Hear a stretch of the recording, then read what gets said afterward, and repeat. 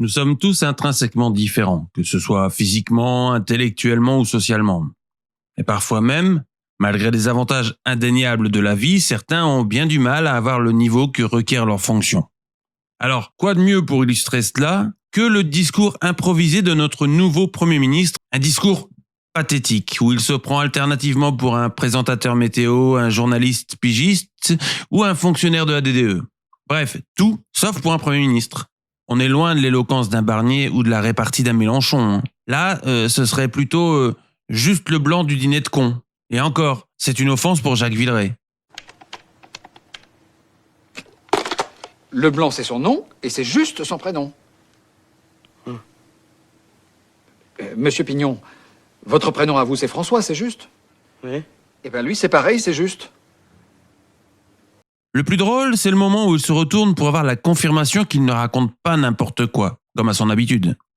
Non mais sérieusement, un tel niveau d'incompétence, c'est plus toucher le fond, mais carrément creuser sa propre tombe.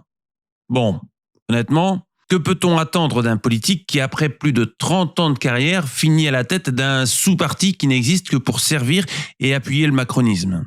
Quoique, c'est justement sa seule qualité aux yeux de Macron, j'imagine. Une servilité totale.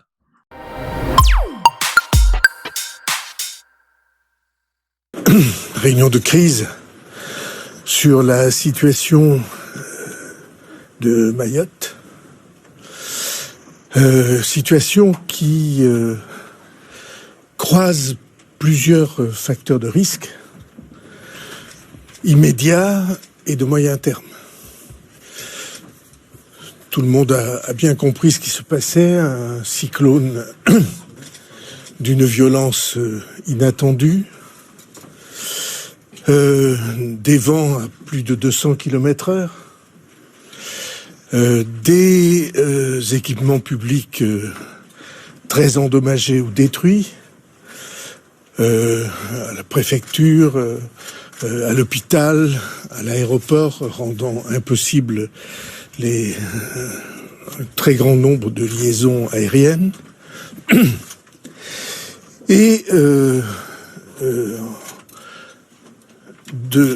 des risques très graves, très violents encourus